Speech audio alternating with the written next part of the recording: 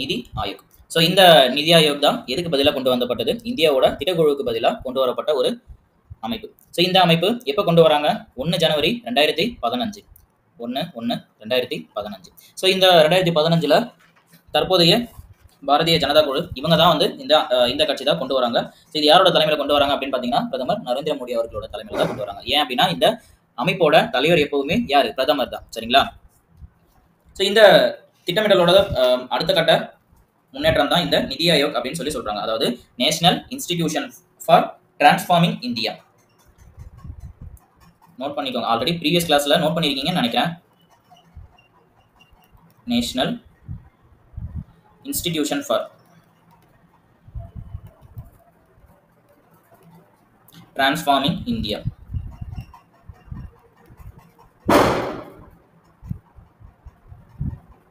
Okay, so இதுதான் இந்த நிதிக்கு ஃபுல் ஃபார்ம். ஸோ இதை 2014ல் முடிவு பண்றாங்க இந்த திட்டக்குழுவை நிதி ஆயோக்கா மாற்றணும் அப்படின்னு சொல்லிட்டு. தென் அதனால என்ன பண்றாங்க அப்படின்னா இதுல 2015 ஜனவரி 1ல் தீர்மானம் நிறைவேற்றி இந்த நிதி ஆயோக்கு அமைக்கிறாங்க. ஸோ இந்த நிதி ஆயோக்கை பொறுத்த வரைக்கும் எப்படி திட்டக்குழுவோட தலைவர் ஒரு பிரதமரோ அதே போலதான் இந்த நிதி ஆயோக்குக்கும் இந்திய பிரதமரே நிதி ஆயோக்கோட தலைவராக இருப்பாரு. அதே போல மத்திய அமைச்சர்கள் இதோட உறுப்பினர்களா இருப்பாங்க. அதே போல இந்த நிர்வாக தலைவர் யார் அப்படின்னு பாத்தீங்கன்னா இந்த நிதி ஆயோக்கோட துணைத் தலைவர் தான் இதுக்கான நிர்வாக தலைவர். சரிங்களா? ஸோ இந்த நிதி ஆயோக்கை பொறுத்த வரைக்கும் நிர்வாக தலைவர் யாரு? இதுக்கு முன்னாடி இருந்த வரைக்கும் இந்திய திட்டக்குழுல அவங்க யாரை நிர்ணயிக்கிறாங்களோ அவங்க யார் ஒருத்தர் அப்பாயின் பண்றாங்களோ அவங்க தான் அந்த குழுவுக்கு செயல் தலைவரா இருப்பாங்க. ஆனா இதை பொறுத்த வரைக்கும் யார் இருக்காங்க? இதுக்கு யார் துணைத் தலைவரோ அவங்க தான் நிர்வாக தலைவர். ஸோ ஆக்சுவலா இந்த துணைத் தலைவர் யார் அப்படின்னு பாத்தீங்கன்னா நிதி அமைச்சகத்தோட யார் தலைவரோ அவர் தான் இந்த துணைத் தலைவராகவும் இருப்பாங்க மேக்சிமம். ஸோ அதே போல இதுக்கு இந்த நிர்வாகத்தோட முதல் துணைத் தலைவர் யார் அப்படின்னு பாத்தீங்கன்னா அரவிந்த் பனகரியா.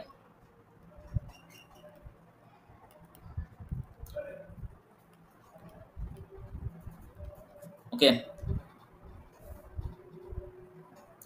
Just note it. முதல் துணைத் தலைவர்.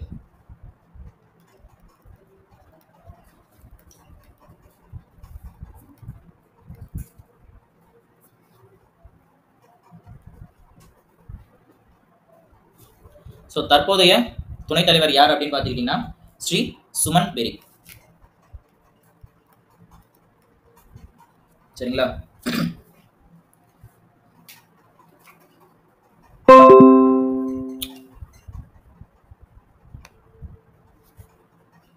முதல் துணைத் தலைவர் அரவிந்த் பனகரியா, தற்போதைய துணைத் தலைவர் ஸ்ரீ சுமன் பெரி. ஸோ இந்த அமைப்பு கிட்டத்தட்ட ஒரு 64 வருஷமா இந்தியா சுதந்திரம் அடைந்து 1951ல இருந்து 2017 வரைக்குமான இந்த காலகட்டத்தில் அமைக்கப்பட்ட இந்த 12 ஐந்தாண்டு திட்டங்களுக்கும் அமைப்பா இருந்த இந்த இந்திய திட்டக்குழு 2015ல் மாத்தி நிதி ஆயோக்கா கொண்டு வராங்க. சரிங்களா? ஸோ இந்த நிதிக்கான டிரான்ஸ்ஃபார்மேஷன் ஆல்ரெடி நம்ம எழுதியிருக்கோம் இல்லையா? National institution for transforming India. இந்த அமைப்பை பத்தி பாத்துக்கிட்டீங்க அப்படின்னா இதோட தலைவர் பிரதமர். ஸோ இதோட உறுப்பினர்கள் யார் அப்படின்னு பாத்தீங்க அப்படின்னா மாநிலங்களோட முதல்வர்களும் யூனியன் பிரதேசத்தோட ஆளுநர்களும். சரிங்களா? அடுத்ததா முழுநேர உறுப்பினர்கள், பகுதி நேர உறுப்பினர்கள் அப்படிங்கிறது இது இருக்கு. ஸோ இதோட செயலகம் தேவைப்பட்டா அமைச்சிக்கலாம். ஸோ இதுக்குன்னு பெர்மனண்டா எந்த ஒரு பிளேஸும் கிடையாது. ஆனா இது எங்க இருந்து இயங்குது? தற்போதைக்கு டெல்லியில தான் இது இயங்கிட்டு வருது. சரிங்களா? ஸோ இதை பொறுத்த வரைக்கும் ஒரு தலைவர், ஒரு துணைத் தலைவர், ஒரு தலைமைச் செயல் அதிகாரி, ஒரு இயக்குனர். இதுல முழுநேர உறுப்பினர்கள்ல 4 பேர். சரிங்களா? 4 முழு நேர உறுப்பினர்கள், மற்றவங்க பகுதி நேர உறுப்பினர்கள்.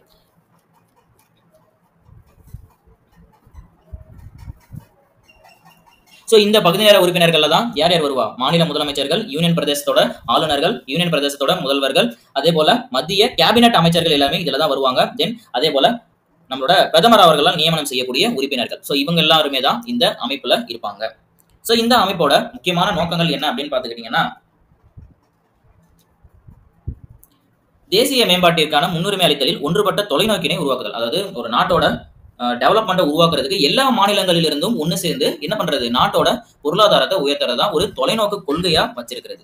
அதே போல ஒருங்கிணைந்த கூட்டாட்சி தத்துவத்தை உருவாக்குறது அப்படின்னா என்ன அப்படின்னா இது வந்து நாட்டில் இருக்க எல்லாரையுமே சேர்ந்து, அதாவது நம்மளோட இந்தியாவை பொறுத்த வரைக்கும் நிறைய பல்வேறு ஆட்சிகள் இருக்கு, பல்வேறு பகுதிகளில், பல்வேறு மாநிலங்கள்ல எக்கச்சக்கமான கட்சிகள் இருக்கு இல்லையா? ஸோ இந்த கட்சிகள் எல்லாமே ஒன்னா சேர்ந்து ஸோ என்ன பண்றது? ஒரு கூட்டாட்சி தத்துவத்தை ஒரு ஊக்குவிக்கிறது. ஸோ ஆல்ரெடி நம்ம இப்போ அதை தான் ஃபாலோ பண்ணிட்டு இருக்கோம் இல்லையா? கூட்டாட்சி தத்துவம் தான் நம்மளோட இந்தியாவில் நம்ம ஃபாலோ பண்ணிட்டு வர ஒரு விஷயம். அதே போல இதுல வந்து என்ன பண்றாங்க பண்றாங்கன்னா ஒரு அரசாங்கத்தோட திட்டங்களை கிராமப்புறங்கள் வரைக்கும் கொண்டு போறது. ஸோ நீங்க ஆல்ரெடி ப்ரீவியஸ்ல பார்த்திருப்பீங்க, ஒரு சில விஷயங்களும் உங்களுக்கு தெரிஞ்சிருக்க வாய்ப்பு நிறையவே இருக்கு. ஏன்னா இந்த நகர்ப்புற திட்டங்களை தாண்டிலும் கிராமப்புற திட்டங்களுக்கு அதிகப்படியான கவனத்தை எல்லா அமைச்சர்களும் எல்லா அரசாங்கமே எல்லா அமைச்சுமே கொடுத்துருப்பாங்க. ஏன் அப்படின்னு பாத்துக்கிட்டீங்க அப்படின்னா ஒரு நாட்டோட முன்னேற்றம் வந்து எங்க இருந்து ஸ்டார்ட் ஆகும் அப்படின்னு பாத்துக்கிட்டீங்கன்னா கிராமப்புறங்கள்ல இருந்து தான் ஸ்டார்ட் ஆகும். ஸோ அதனாலதான் கிராமப்புறங்களை டெவலப் பண்றதுக்கு ஒவ்வொரு வீட்டுக்கும் இண்டிவிஜுவலா டாய்லெட் ஃபெசிலிட்டி வந்து கட்டி கொடுத்தாங்க. அதே போல ஒவ்வொரு இடத்துலயுமே வந்து என்ன பண்றாங்க, இதுல வந்து மழைநீர் சேகரிப்பு தொட்டி, அதே போல இவங்களுக்கு தேவையான 100 நாள் அந்த 100 நாள் வேலை திட்டம் வந்தது இல்லையா, மகாத்மா காந்தி தேசிய ஊரக வளர்ச்சி திட்டம். சோ இந்த மாதிரி பல்வேறு வளர்ச்சி திட்டங்கள் ஒவ்வொரு காலகட்டத்திலையும் கொண்டு வந்து கிராமப்புறங்களை என்ன பண்றாங்க, அவங்களோட வாழ்க்கை தரத்துக்கு தேவைப்படுற பொருளாதாரத்தை இதன் மூலமா கொடுக்குறது. சரிங்களா?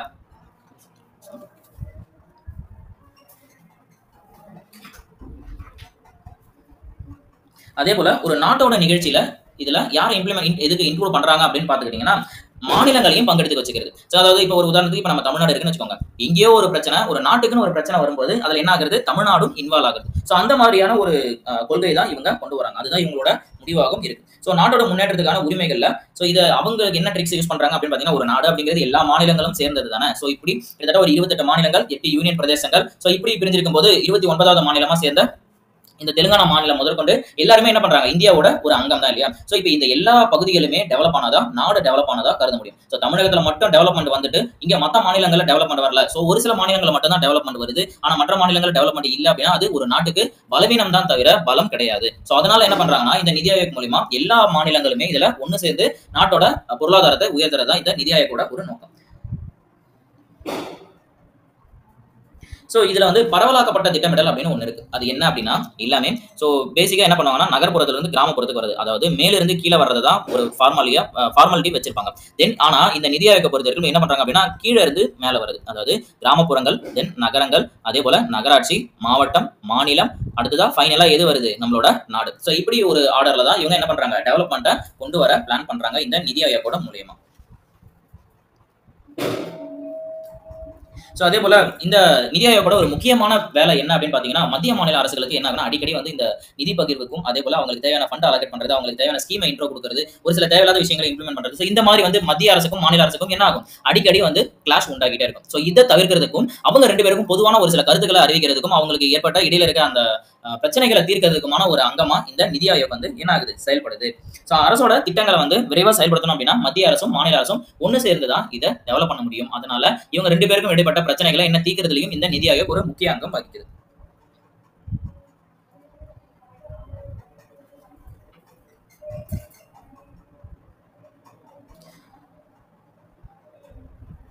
ஸோ இதுல இந்த நிதி ஆயோக்கோட ஒரு முக்கியமான விஷயங்களா என்ன பார்க்கலாம் அப்படின்னா இவங்க ஒரு சில அறிக்கையை வந்து நாடாளுமன்றத்தில் கொடுக்குறாங்க. அதுல வந்து ஒரு சில கொள்கைகளை எழுதிக்கோங்க.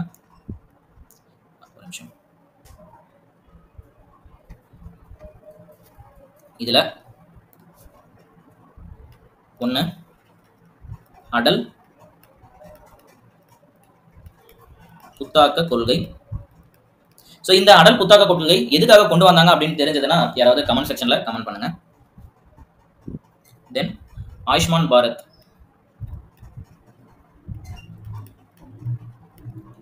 ஆயுஷ்மான் பாரத். அடுத்ததா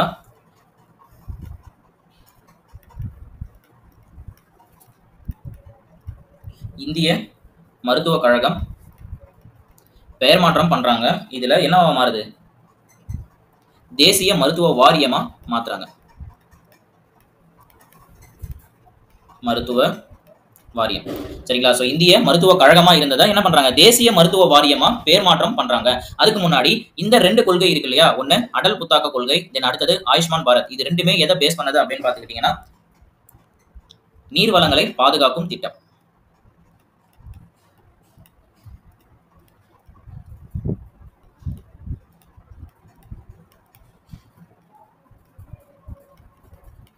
அடல் புத்தாக்க கொள்கை, ஆயுஷ்மான் பாரத், நீர் வளங்களை பாதுகாக்கும் திட்டம். இந்த திட்டம் யாரால கொடுக்கப்படுதுன்னா நிதி ஆயோக் மூலமா தான் கொடுக்குறாங்க. சோ இந்த நிதி ஆயோக் தான் இந்திய அரசாங்கத்துக்கு ஒரு மூளை மாதிரி செயல்படுது. எதுக்காக, இந்த திட்டங்களை செயல்படுத்துறதுக்காகவும் நாட்டோட பொருளாதாரத்தை டெவலப் பண்றதுக்காகவும் இவங்க இதுல என்ன பண்றாங்க, ஒரு மூளை மாதிரி செயல்படுறாங்க. சோ இதுல இந்த அலுவலகத்தோட வளர்ச்சி கண்காணிப்பு அதே போல மதிப்பீட்டு அமைப்பு தான்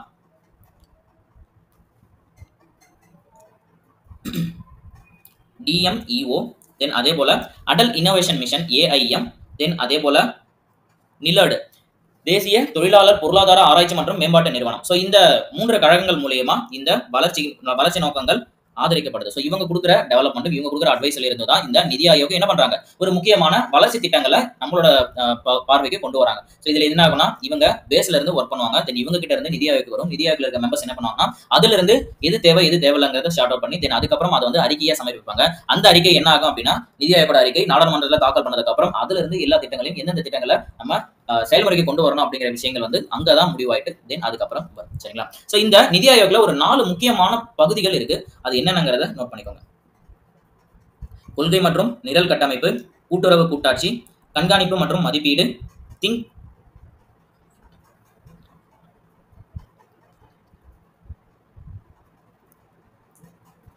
அறிவு மற்றும் புத்தாக்க மையம்.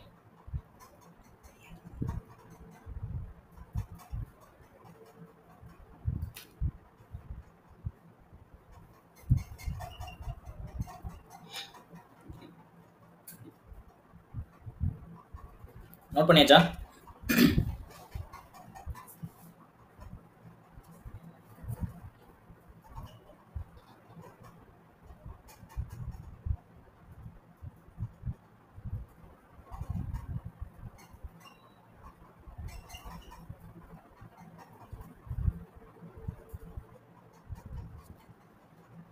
அடுத்ததா இவங்களோட நோக்கங்கள். சோ இதுல திட்டங்களை செயல்படுத்துறதுக்காக மாநில அரசுகளையும் மத்திய அரசையும் ஒன்னா சேர்க்கிறது. ஸோ இவங்க 2 பேரையும் ஒன்னா சேர்க்கறதுனால என்ன ஆகும் அப்படின்னா, நம்ம அவங்களோட திட்டமிடல் எல்லாமே சீக்கிரமா போயிட்டு செயல்பாட்டுக்கு வரும். இல்ல அப்படின்னா, எனக்கு இப்போ மத்திய அரசாங்கம் ஒன்று இருக்கு, மாநில அரசாங்கம் ஒன்று இருக்கு, மத்திய அரசாங்கத்துக்கும் மாநில அரசாங்கத்துக்கும் ஏதோ ஒரு கருத்து வேறுபாடு இருக்கு அப்படின்னா கண்டிப்பா அவங்க அந்த ஒரு திட்டங்களை செயல்படுத்தவே மாட்டாங்க. ஒரு உதாரணத்துக்கு எடுத்துக்கிட்டீங்க அப்படின்னா, ஒரு சில திட்டங்கள் எல்லாம் தற்போதைய மத்திய அரசு வந்து செயல்படுத்துறாங்க அப்படின்னா அந்த எல்லா திட்டங்களையும் இங்க கொண்டு வந்து செயல்படுத்த மாட்டாங்க. ஏன் அப்படின்னா, ஒருத்தவங்க ஒரு கிளாஸ் இருக்கும்போது அதை எல்லா நேரத்திலையும் கொண்டு போக முடியாது, கொண்டு போக மாட்டாங்க. ஸோ இந்த ஒரு சில விஷயங்கள்னால என்ன ஆகுது அப்படின்னா, திட்டங்கள் வந்து நாடு முழுக்க செயல்படுத்த முடியாம போறதால இந்த நாட்டோட பொருளாதாரம் பாதிக்கப்படுறதால என்ன பண்றாங்க அப்படின்னா, மத்திய அரசுக்கும் மாநில அரசுக்கும் உள்ள பிரச்சனைகளை தீர்த்து வச்சு அதன் மூலமா இவங்க திட்டங்களை செயல்படுத்துறாங்க. சோ இதுல இந்த செயல்முறையில முன்னாடி வந்து திட்டத்தை அறிக்கை பண்றதுக்கு முன்னாடி எல்லா மாநிலங்களும் சேர்ந்துதான் வந்து என்ன பண்றாங்க, இந்த ஒரு திட்டங்கள் வந்து அளிக்கிறதால இதனால மாநில அரசுகள் எல்லாமே இதுல பங்கேற்க முடியறதால இது ஒரு கூட்டாட்சி கூட்டமைப்பா மாறுது. சோ இதுல கூட்டாட்சி கூட்டமைங்கிறது என்ன அப்படின்னா, எல்லாரும் ஒருங்கிணைந்து செயல்படுறது இல்லையா? சோ அந்த இதுல வரும்போது மத்திய அரசுகளும் மாநில அரசுகளும் இணைந்து செயல்படுறதால இது வந்து திட்டமிடுதல் செயல்முறையில ரொம்ப எளிமையா ஆகுது அப்படின்னு சொல்லிட்டு இந்த நிதி ஆயோக் ஒரு முக்கியமான விஷயத்த நம்புறாங்க. அதே போல கிராமப்புறங்கள்ல ஒரு திட்டங்களை உருவாக்கி அதை கிராமங்களோட வளர்ச்சிகளுக்கு அதை இம்ப்ளிமெண்ட் பண்றது. அதே போல பொருளாதார செயல் திட்டங்கள் உருவாக்குறது, தேச பாதுகாப்பை இணைக்கிறது. அதே போல இந்த பொருளாதாரம் எதுக்காக பயன்படுத்துவாங்க, எல்லா இடத்துலயும் நமக்கு தேவைப்படும் இல்லையா? ஸோ நாட்டோட டெவலப்மெண்ட்டுக்கு ஒரு தனி மனிதனோட தலா வருமானம் இன்க்ரீஸ் ஆகணும். தென் அதே போல சுத்தி இருக்க சமூகம் வந்து ஒரு ஸ்டடி ஸ்டேஜ் ஒருத்தவங்க தேவையான விஷயங்களை தண்ணீர் அடைஞ்சா மட்டும்தான் இந்த ஒரு விஷயத்தை எட்ட முடியும் அப்படிங்கிறது இது நிதி ஆயோக்கு நல்லாவே தெரியும். ஸோ அதுல இருந்து தான் இந்த 5 ஆண்டு திட்டங்கள் சோவியத் ரஷ்யாவில இருந்து கொண்டு வந்து இங்க 12 5 ஆண்டு திட்டங்கள் செயல்படுத்திருப்பாங்க. தென் அதுக்கப்புறம் நிதி ஆயோக ஓப்பன் பண்ணிருப்பாங்க. ஆக்சுவலா இந்த நிதி ஆயோக் ஓப்பன் பண்றதுக்கு முக்கியமான காரணம் என்ன அப்படின்னா, எல்லா விஷயங்களுமே மத்திய அரசோட கட்டுப்பாட்டுல இருந்தது. அதுல மாநில அரசும் இன்வால்வ்மெண்ட் அதிகமா கொடுக்கணும் அப்படிங்கிற ஒரு பெரிய ஒரு கீ பாயிண்ட்டுக்காக தான் இந்த நிதி ஆயோக் ஓப்பன் பண்ணிருப்பாங்க. சரிங்களா? அடுத்ததா இந்த நம்ம பார்த்தோம் இல்லையா, குறுகிய காலம், இடைக்காலம், முன்னோக்கு காலம். இந்த தொலைநோக்கு பீரியட் இருக்கு இல்லையா, கிட்டத்தட்ட ஒரு 25 வருஷங்கள் அதுக்கு மேற்பட்ட வருஷங்கள். ஸோ இந்த மாதிரியான கொள்கைகளை திட்டங்களை உருவாக்கி அதுக்கான வளர்ச்சி நிதிகளையுமே இந்த நிதி ஆயோக் தான் ஃபாலோ பண்றாங்க. அடுத்ததா இவங்க என்ன பண்றாங்கன்னா, கல்வி கொள்கைகளுக்கு முக்கியத்துவம் இதுல கொடுக்குறாங்க. அதே போல தேசிய வளர்ச்சி, அதுக்கு அடுத்ததா இந்த கிராமப்புற வளர்ச்சி, அதே போல ஒவ்வொரு தொழில்துறைகளுக்கும் வேளாண் துறைகள், இப்படி எல்லா பகுதிகளுக்குமே இந்த நிதி ஆயோக் என்ன பண்றாங்க, மாநில அரசு கூட கைகோர்த்து இதை டெவலப்மெண்ட்டுக்கு கொண்டு வராங்க. ஸோ இப்போ கூட ரீசெண்டா நம்மளோட தமிழக முதல்வர் வந்து டெல்லி பயணம் போயிருக்காரு. இதுக்காக அப்படின்னா இந்த நிதி ஆயோகோட திட்டங்களை செயல்படுத்துறதுக்காகவும் அந்த ஒரு மீட்டிங்காக இப்ப ரீசெண்ட் டேஸ்ல போயிருக்காரு. எனிஒன் கரண்ட் அஃபேர்ஸ்ல இதை நோட் பண்ணிருக்கீங்களா?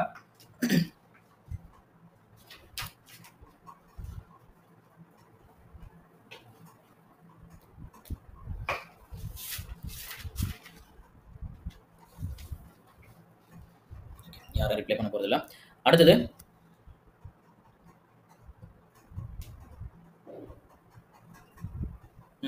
எஸ். ஸோ அதுவுமே இங்க இவங்களோட இதுதான் இல்லையா? ஸோ இப்போ ஆர்பிஐ கொடுத்த அனௌன்ஸ்மெண்ட் படி தென் அடுத்து வர அப்கமிங் ஜனவரி 1 வரைக்கும் ஐ திங்க் இதை ஹோல்டு பண்ணியிருக்காங்க. ஸோ இதுல இந்த திட்டம் வந்து எது வரைக்கும் 2 லட்சம் ரூபாய்க்கு மேல வைக்கிறவங்களுக்கு மட்டும்தான் இந்த விதிமுறை அடங்கும். ஸோ 2 லட்சம் ரூபாய்க்கு கீழே வைக்கிறவங்களுக்கு ஆஸ் யூஷுவல் என்ன நகையை வைக்கிறீங்களோ ஸோ அதை நீங்க எடுத்துக்கலாம் அப்படிங்கிறது தான் இந்த ஆர்பிஐயோட திருத்தப்பட்ட ஒரு முறை வந்தது. ஸோ அதையும் தெரிஞ்சு வச்சுக்கோங்க. சரிங்களா? சோ இந்த திட்ட ஆணையத்துக்கு பதிலா நிதி ஆயோக் எதனால கொண்டு வரப்பட்டது அப்படின்னு பாத்துக்கிட்டீங்கன்னா, சோ இதுல ஒவ்வொரு 5 ஆண்டு திட்டங்களையும் ஒதுக்கி அதுக்கு தேவையான ஒதுக்கீடு செய்யறதுக்கு பதிலா ஒவ்வொரு இடத்துக்கும் பொருளாதாரத்தை ஈட்டுறதுக்கு என்ன பண்றாங்க, பொதுவா ஒரு நிறுவனத்தை ஓபன் பண்ணிடுறாங்க. சோ அது மூலியமா அவங்க மட்டுமே இதுக்கான விஷயங்கள் எல்லாமே பார்ப்பாங்க. சோ இதுல ஒரு குழுவை அமைச்சு அதை நம்ம அங்க உள்ள போயிட்டு பேஸ்ல எல்லாத்தையுமே பார்த்து தென் அதுக்கப்புறம் கொண்டு வந்து அவங்க ஒரு அறிக்கையை சமர்ப்பிச்சு அதை கொண்டு போய் நாடாளுமன்றத்தை தீர்மானமா நிறைவேற்றி தென் இப்படி ஒவ்வொரு விதத்திலையும் போறதுக்கு பதிலா என்ன பண்றாங்க, டைரக்டா ஒரு அமைப்பை நம்ம உருவாக்கிட்டோம் அப்படின்னா அந்த அமைப்பு என்ன பண்ணிக்கும், ஆல் ஓவர் இந்தியா ஃபுல்லா இந்த திட்டங்கள் எல்லாத்தையுமே டைரக்டா இம்ப்ளிமெண்ட் பண்ணும். சோ அப்ப என்ன ஆகும் அப்படின்னா எந்த ஒரு தட்டுத்தடங்கள் இல்லாம இந்த விஷயங்கள் எல்லாமே நடக்கும் அப்படிங்கறதா இவங்களோட ஒரு முக்கியமான ஃபர்ஸ்ட் பாயிண்ட். சோ இதுல முன்னாடி இருந்ததை விட இந்த நிதி ஆயோக் அமைப்புல எல்லா மாநிலங்களும் அதே போல எல்லா யூனியன் பிரதேசங்களும் உள்ள இருக்கிறதால நம்ம ஒரு விஷயத்தை என்ன இம்ப்ளிமெண்ட் பண்ண போறோம், என்ன டெவலப் பண்ண போறோம் அப்படிங்கிறது என்ன ஆகும் அப்படின்னா ஒரு சமநிலையில இருக்கும். சோ ஆல்ரெடி இதை தான் பண்ண போறாங்க அப்படிங்கிற ஒரு விஷயம் தெரியும். சோ இது ஓகேவா ஓகே இல்லையா அப்படிங்கிற சஜஷன்ஸ் கொடுக்கறதுக்கு இங்க ஒரு மாநில அரசுகளுக்கு அதிகாரம் இங்க கிடைக்குது. அதே போல இவங்களோட ஒரு முக்கியமான வேறுபாடு என்ன அப்படின்னா மாநில அரசுகளுக்கு இதுல வாய்ப்பு நிறையவே கிடைக்கும். சோ இவங்க ஒரு திட்டத்தை செயல்படுத்துறதுக்கு மாநில அரசுகளுமே இவங்களுக்கு தேவையான சஜஷன்ஸை கொடுக்கலாம். சோ அதே போல இவங்க என்ன அப்படின்னு பாத்துக்கிட்டீங்கன்னா இந்த இதை பொறுத்த வரைக்கும் இந்த திட்ட ஆணையத்துக்கு பதிலாக கொண்டு வந்த இந்த நிதி ஆயோக் இருக்கு இல்லையா, ஒரு உதாரணத்துக்கு தமிழ்நாட்டுல பாப்புலேஷன் கிட்டத்தட்ட 8 கோடி. அதே போல பக்கத்து ஸ்டேட்டான கேரளாவில் மிகவும் கம்மி. ஐ திங்க் இது 2.5 கோடின்னு நினைக்கிறேன். ஓகேவா, சோ இவ்வளவு கம்மியா இதுக்கு முன்னாடி இருந்த இந்திய திட்ட ஆணையம் இருக்கு இல்லையா, சோ இவங்களோட பார்வை எல்லாமே கிட்டத்தட்ட எல்லா பகுதிகளுக்கும் ஒரே மாதிரி இருக்கும். ஆனா இந்த நிதி ஆயோக பொறுத்த வரைக்கும் எப்படி மாறுது அப்படின்னா அந்தந்த பகுதிகளுக்கு வளர்ச்சிக்கு எவ்வளவு டெவலப்மெண்ட்டுக்கு எவ்வளவு ஃபண்ட் அலோகேட் பண்ணணும் அப்படிங்கிற விஷயங்கள் எல்லாமே இதை பேஸ் பண்ணி தான் கொடுக்குறாங்க. சோ ஒன்னு பாப்புலேஷன் பேஸ் பண்ணி தென் எவ்வளவு சரௌண்டிங்ல இருக்காங்க, இந்த ஒரு மக்கள் தொகை அடர்த்தி பார்ப்போம் இல்லையா, சோ ஒரு சதுர மீட்டர்ல எவ்வளவு பேர் இருக்காங்க அப்படிங்கிறது. சோ இதை பேஸ் பண்ணி எல்லா விஷயங்களையும் கொண்டு வந்துதான் இந்த நிதி ஆயோக் என்ன பண்றாங்க, திட்டங்களை அந்தந்த மாநிலங்களுக்கு ஏற்றவாறு இவங்க அதை மாத்தி கொடுக்குறாங்க.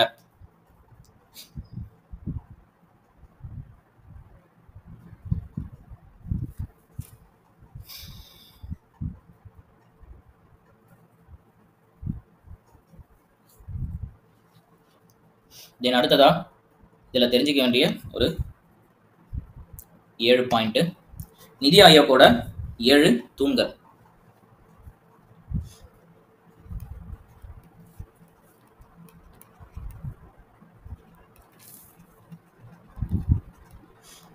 நிதி ஆயோக்கின் 7 தூண்கள். 1 மக்கள் சார்பு, 2 செயல்திறன் சார்பு,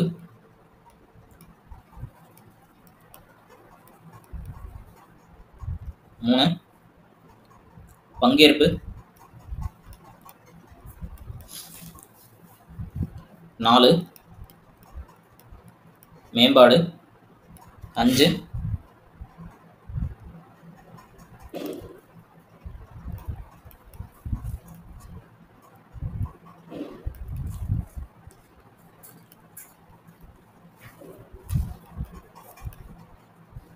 6 சமத்துவம்,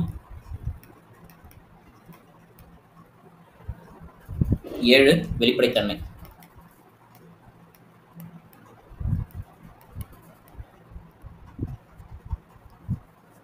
சோ இந்த மக்கள் சார்பு அப்படிங்கிற விஷயம் இருக்கு இல்லையா, சோ இதுல என்ன அப்படின்னா ஒரு சமூகத்துக்கு தேவையான விஷயங்களை, ஒரு தனிநபருக்கு தேவையான விஷயங்களை, அவங்களுக்கு தேவையான எல்லா ஒரு அடிப்படை தேவைகளையும் பூர்த்தி செய்யறது தான் இந்த மக்கள் சார்பு. இதுதான் நிதி ஆயோக்கோட முதல் தூண். தென் 2வதா வரும்போது ஒரு குடிமகனுக்கு தேவைப்படுற எதிர்பார்ப்புகள் அவங்களுக்கு என்ன மாதிரி போயிட்டு கொண்டு போய் சேரணும் அப்படிங்கிற விஷயங்களை செய்யறது தான் இந்த செயல்திறன் சார்பு.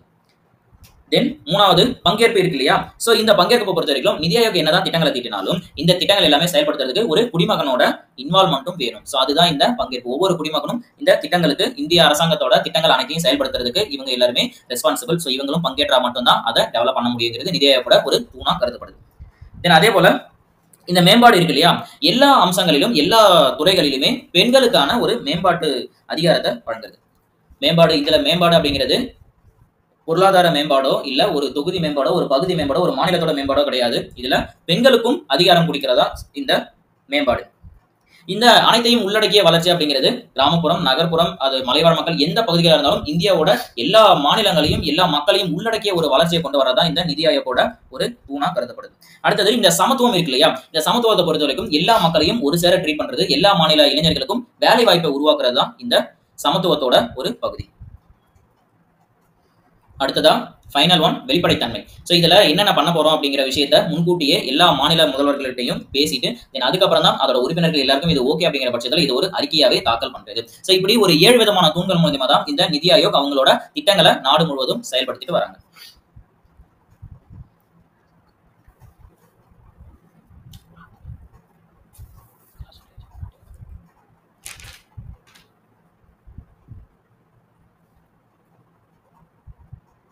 ஸோ அதே போல இந்த நிதி ஆயோக் இருக்கு இல்லையா, இப்போ திட்டக்குழுவோட நம்மளோட ஃபார்மல் எங்க இருந்து எடுத்திருப்பாங்க. ஸோ இந்த ஃபார்மா எல்லாமே இவங்க கிட்ட இருந்து, நம்மளோட சோவியத் ரஷ்யா கிட்ட இருந்து தான் இந்த திட்டக்குழுவோட மாதிரி வந்து மாடல் கொண்டு வந்திருப்பாங்க இல்லையா. அதே போல இந்த நிதி ஆயோக்கோட மாடல் எங்க இருந்து வந்திருக்கும் அப்படின்னு பாத்தீங்க அப்படின்னா அமெரிக்கா.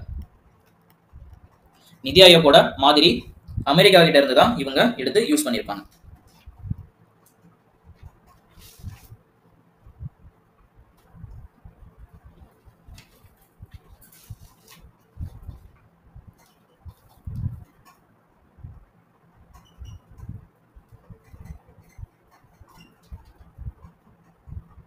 ஸோ அன்று முதல் இன்னைக்கு வரைக்கும் இந்தியாவோட ஒரு பொருளாதாரத்தை முன்னேற்றத்துல இந்த நிதி ஆயோக்கும் 2015 இருந்து செயல்பட்டு வருது. ஸோ இந்த நிதி ஆயோக்கும் திட்ட ஆணையத்துக்கும் உள்ள வேறுபாடுகளை எழுதிக்கணும், சரிங்களா. ஸோ அவங்களோட குழுவில் உள்ள வேறுபாடுகள். ஸோ இதை பொறுத்த வரைக்கும் நிதி ஆயோக்கோட தலைவர் பிரதமர் தான், திட்டக்குழுவோட தலைவரும் பிரதமர் தான். இந்த துணைத் தலைவர் நிதி ஆயோக்கை பொறுத்த வரைக்கும் பிரதமரால் நியமிக்கப்படுறாரு. இங்க திட்ட ஆணையத்தை பொறுத்த வரைக்கும் துணைத் தலைவர் கேபினெட் அமைச்சர் தகுதியுள்ள ஒருவர் தான் இதுக்கு தலைவரா நியமிக்கப்படுறாங்க. தென் அடுத்ததா ஆளுநர் குழு இருக்காங்க இல்லையா. ஸோ இதை பொறுத்த வரைக்கும் முதலமைச்சர்களும் துணைநிலை ஆளுநர்களும், ஸோ எல்லா மாநிலத்தோட ஆளுநர்களும் அதே போல யூனியன் பிரதேசோட ஆளுநர்கள், எல்லா யூனியன் பிரதேசங்கள் மாநிலங்களோட முதலமைச்சர்களும் இதுல ஆளுநர் குழுல இருக்காங்க. தென் இதுல வரும்போது தேசிய வளர்ச்சி குழு தான் இதுல ஆளுநர் குழுவா செயல்படுது. இந்த வளர்ச்சி குழு தான் நம்ம பார்க்கும்போது 12 இதுல வரும்போது நம்மளோட ஒரு சில முக்கியமான ஒரு 3-4 பேரோட நேம் பார்த்தோம் இல்லையா. ஸோ அதுல இந்த டிபி தார் இந்த மாதிரியான பெயர்கள் பார்த்தோம் இல்லையா. ஸோ அவங்க எல்லாமே இந்த வளர்ச்சி குழுல வருவாங்க. ஸோ இந்த உறுப்பினர்கள் செயலாளர்கள் எப்படி அப்படின்னு பாத்தீங்கன்னா பிரதமரால நியமிக்கப்படுறாரு. இங்க டைரக்டா பிரதமர் மூலமா நியமிக்கப்படுறாங்க. இங்க வந்து ஒரு சில செயல்பாடுகள் மூலமா இங்க உறுப்பினர்கள் நியமிக்கப்படுறாங்க.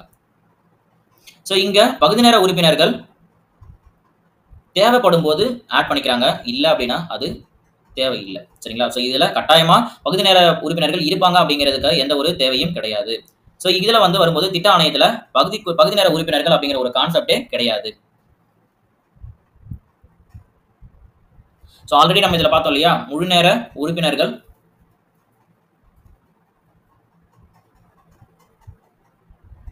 இந்த முழு நேர உறுப்பினர்கள் மொத்தம் 4 பேர் இல்லையா.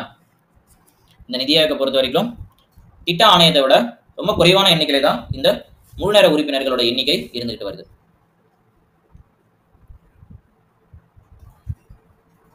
ஸோ இந்த முழு நேர உறுப்பினர்கள் இருக்காங்க இல்லையா. ஸோ இந்த முழு நேர உறுப்பினர்கள்ல யார் யார் இருப்பாங்க அப்படின்னு பாத்தீங்க அப்படின்னா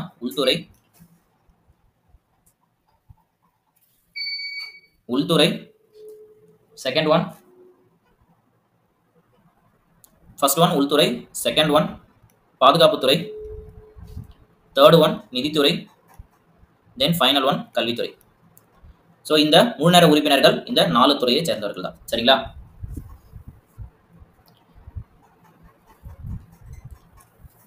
முழு நேர உறுப்பினர்கள் இந்த 4 துறைகளோட அமைச்சர்கள் தான், கேபினெட் அமைச்சர்கள் தான் இந்த நிதி ஆயோக்கோட முழு நேர உறுப்பினர்கள். இப்ப கேக்குதா சார்? ஆக்சுவலா இடையில பவர் கட்டு, வாய்ஸ் கிளியரா? ஓகே. ஸோ இதை பொறுத்த வரைக்கும் முழு நேர உறுப்பினர்கள் 4 துறைகள்ல, ஒன்று உள்துறை, பாதுகாப்புத்துறை, நிதித்துறை, கல்வித்துறை. ஸோ இவங்க 4 துறைகளோட கேபினெட் மினிஸ்டர்ஸ் இருக்காங்க இல்லையா. ஸோ இவங்க எல்லாரும் தான் இதோட முழு நேர உறுப்பினர்கள். ஸோ கடைசி கடைசி திட்டம் இருந்தது இல்லையா, திட்ட ஆணையத்தோட கடைசி திட்ட ஆணையத்துல கிட்டத்தட்ட 8 முழு நேர உறுப்பினர்கள் இருந்திருக்காங்க.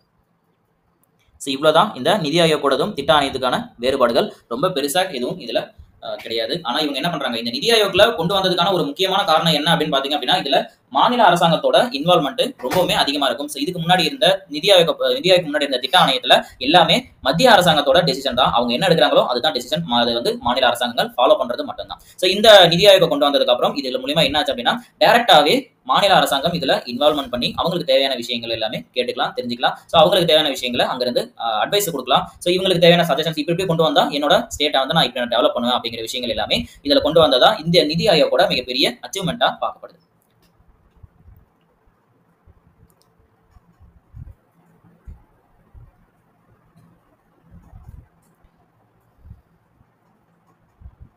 அதே போல இந்த நிதி ஆயோக் இருக்கு இல்லையா, பேர்ல மட்டும்தான் இது நிதி ஆயோக். ஆனா இவங்களுக்கு ஒவ்வொரு திட்டங்களுக்கும் இவ்வளவு ஃபண்ட் அலோகேட் பண்ணணும் அப்படிங்கிற உரிமை இவங்களுக்கு கிடையாது. நிதி ஒதுக்கும் உரிமை இல்லை.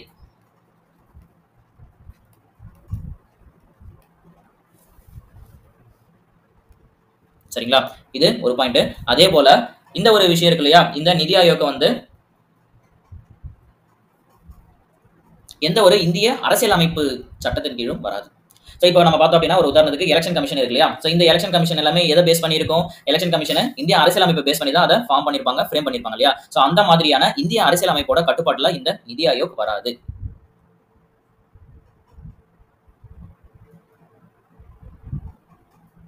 ஸோ இந்த நிதி ஆயோகை பொறுத்த வரைக்கும் இவங்களுக்கு சஜஷன்ஸ் தான் கொடுக்கலாமே தவிர அதை இம்ப்ளிமெண்ட் பண்ணணுமா பண்ணக்கூடாதா அப்படிங்கிற விஷயத்த மத்திய அரசும் மாநில அரசும் தான் முடிவெடுக்கணும்.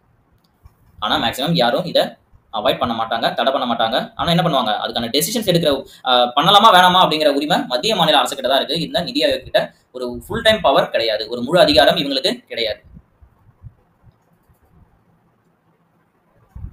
இந்த நிதி ஆயோக் என்ன சொல்றாங்க அப்படின்னு பாத்தீங்க அப்படின்னா இந்திய அரசோட கொள்கைகளின் சிந்தனை சாவடி அப்படின்னு சொல்றாங்க.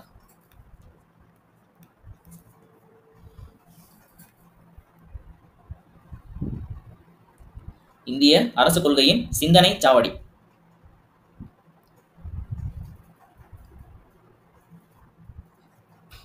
இந்த நிதி ஆயோகை பொறுத்த வரைக்கும் 3 முக்கியமான பிரிவுகள் இருக்கு. அதுல ஒண்ணு ஆய்வு பிரிவு, செகண்ட் ஒன் ஆலோசனை பிரிவு,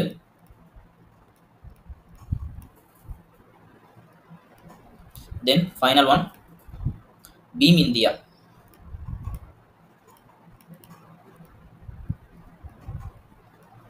இது 3 தான் நிதி ஆயோகோட 3 முக்கிய பிரிவுகள்.